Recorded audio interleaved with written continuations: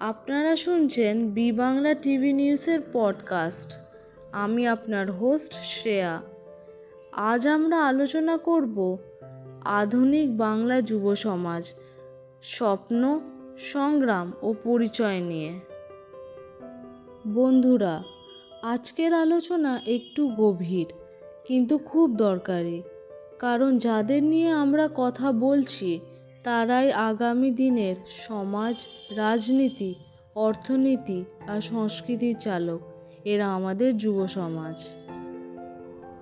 যুব সমাজ মানে নতুন ভাবনা, নতুন সাহস, নতুন স্বপ্ন।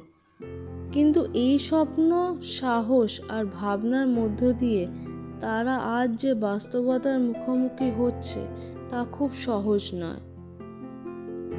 আজকের একজন বাঙালি তরুণ বা তরুণী সকালবেলা ঘুম থেকে উঠে প্রথমে মোবাইল স্ক্রিনে চোখ রাখে। দিন শুরু হয় ডিজিটাল মাধ্যমে, চলে সামাজিক যোগাযোগ, ক্লাস, চাকরির খোঁজ, রিলস বানানো, ইউটিউব দেখা। আবার কারোর ক্ষেত্রে দিন চলে যায় চাকরির ইন্টারভিউ দিতে দিতে। কেউ হয়তো ব্যবসা করতে চাইছে, কেউ চাইছে নিজের পছন্দের পেশা বেছে নিতে। এই স্বপ্নগুলো সুন্দর, তবে বাস্তবতা প্রায়শই কঠিন। বহু ছেলে মেয়ে উচ্চশিক্ষা নিয়েও চাকরি পাচ্ছে না। কেউ নিজের পছন্দ মতো কাজ করতে চাইলে পরিবারের থেকে সমর্থন পাচ্ছে না। কেউ আবার আত্মবিশ্বাস হারিয়ে ফেলছে অন্যদের সঙ্গে তুলনা করতে করতে।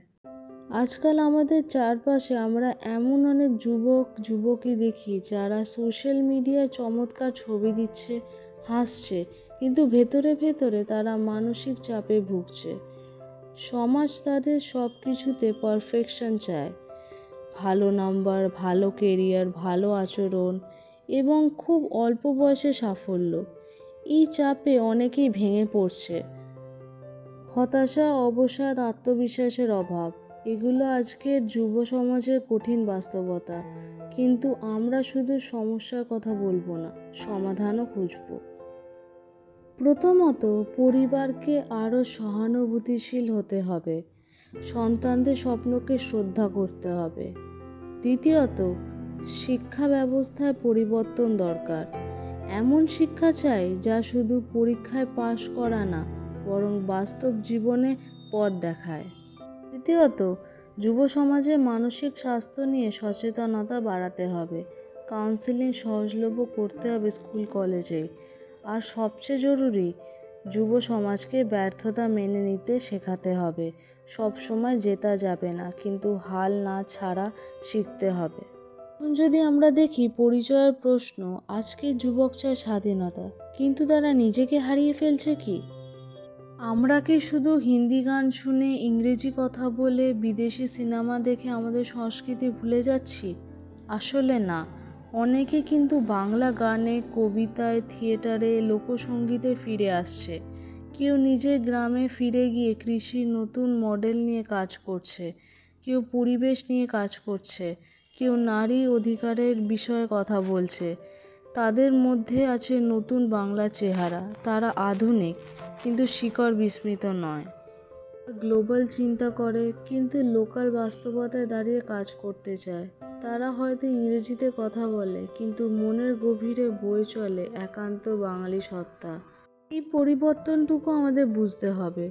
ওদের কাঁধে ভর করে বাংলা এগোবে, দেশ এগোবে। তাদের পাশে থাকতে হবে, পরিবারকে, শিক্ষকদের, সমাজকে। আসুন আমরা আমাদের যুব সমাজকে শুধু নির্দেশ না দিয়ে তাদের কথা শুনি, তাদের ভয়কে বুঝি, তাদের সঙ্গে কথা বলি। কারণ তারা আমাদের শত্রু নয়, তারা আমাদের ভবিষ্যৎ। ভালো লাগলে অবশ্যই লাইক আর শেয়ার করুন। আর হ্যাঁ, সাবস্ক্রাইব করতে ভুলবেন না B Bangla TV news channel. আমি শ্রেয়া, আবার ফিরে আসবো নতুন একটি গুরুত্বপূর্ণ বিষয়ের সঙ্গে। ভালো থাকবেন। ধন্যবাদ।